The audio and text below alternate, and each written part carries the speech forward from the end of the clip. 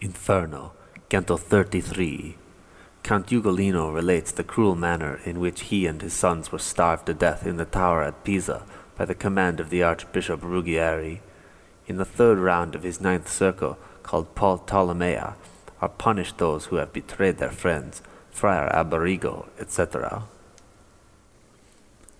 His mouth uplifted from the fell repast, that vengeful sinner, wiping it upon the hair of the foul mangled head, at last he thus began. Thou bidst me to renew unutterable grief, whose thought alone weighs down my heart, ere I the tale do. But if my words may haply prove the seed, whence infamy shall spring to him and I rend, then will I speak, though tears my voice impede. I know not who thou art, nor can divine how to this nether world thou didst descend, but from thy speech I judge thee Florentine. Know then Count Ugolino was my name, Archbishop Ruggier this. Now will I say, with such close fellowship with him I claim, how by his treacherous designs it fell, that trusting in him I was borne away and put to death. There is no need to tell, but that which ne'er could have been heard by thee, how cruel was my death, will I relate. Then wilt thou know if he hath injured me.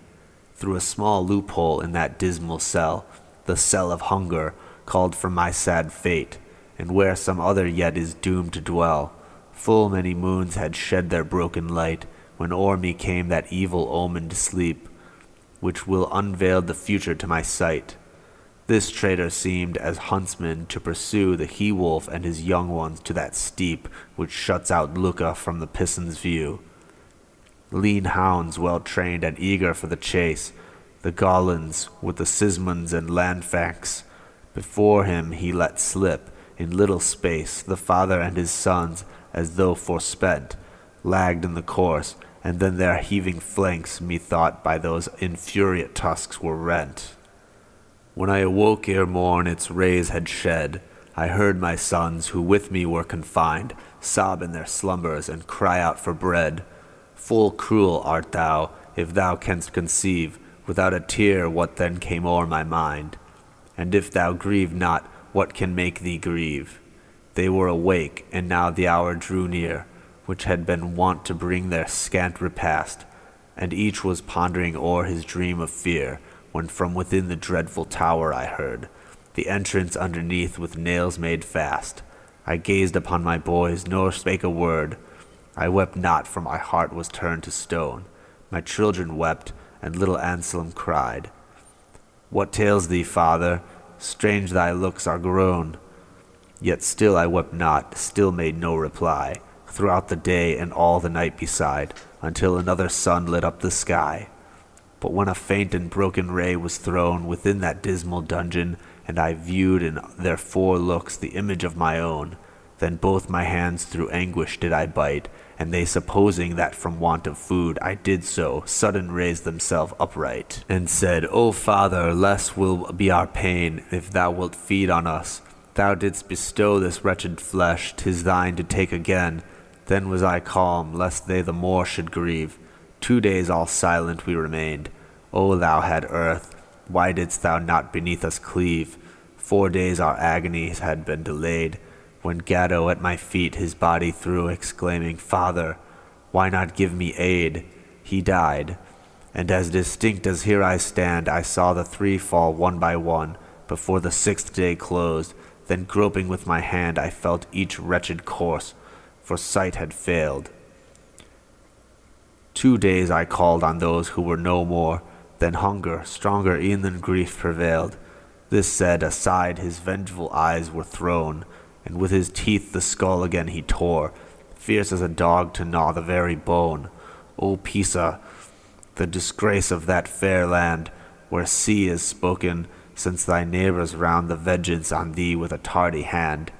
To dam the mouth of Arno's rolling tide, let Capraia and Gorgona raise a mound, that all may perish in the waters wide. Thou modern Thebes, what, though as fame hath said, Count Ugolino did thy forts betray, his sons deserve not punishment so dread. Brigada, Ugocion, and that sad pair My song hath told of innocent were they. Their tender years should have inclined to spare. We then arrived, for we were journeying on, where bonds of ice another tribe compress, stretched on their back, unable to look down. Their very tears forbid their tears to flow, and grief, unable through their eyes to pass, turns itself inward to increase their woe. Forming a cluster, the first tears unite, which thus, like crystal visors to behold, fill all the cup that holds the ball of sight. And though, like one to all impressions dead and callous grown, I was benumbed with cold, so that all feeling from my face had fled, still, as it seemed, same little wind prevailed. Whereat I said, O master, what is this? Methought at such a depth all vapor failed. Ere long, he answered, shall we hence repair, to where thine eyes shall tell thee what it is, discerning whence proceeds this gust of air.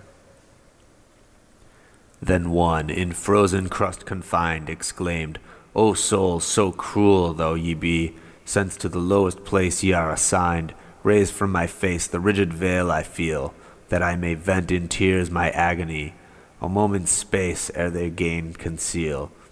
Then I, if thou wouldst bid my heart relent, say who thou art, and if I aid thee not, down to the lowest ice may I be sent. Friar Alberigo, let it be known, he said, am I, who fruit from evil garden brought, and here my fig is with a date repaid. What? Art thou numbered with the dead? I cried. How on earth above my body fares that knowledge I possess not, he replied. For many souls come here by vengeance driven, such privilege this Ptolemy shares, ere Atropos the fatal stroke hath given, and that more willingly thou mayst erase the crystal tears upon my face congealed. Know every soul that, like to mine, betrays the body straight is seized on by a fiend, to whose dominion it doth wholly yield, till its allotted time on earth shall end. The soul descends to such a cistern here, and still perhaps on earth the body's seen of the sad shade which winters in my rear. If lately thou camest hither, thou must know, he is Sir Branca Doria, whom I mean. For many years has he been here below. Then thou fain wouldst dupe me, as I guess, for Brancadorio surely is not dead, but eats and drinks and sleeps and dons his dress. Ere to the trench above Malebranche, where always boils the adhesive pitch, he said, had yet arrived the hapless Michael Zanch. This Doria form the devil did assume. His kinsman, too, leagued in the treacherous plot, shared also in his miserable doom. But come, extend thy hand this way to me, open my eyes. His eyes I opened not. Rudeness to him were fairest courtesy. Ah, genus of honesty devoid, so base your city, so replete with guile, why are ye not at one fell swoop destroyed? For with Romagna's spirit most accursed, a countryman of yours I found, so vile, that in Cocytus is his soul immersed, though bodily he lives on earth the while.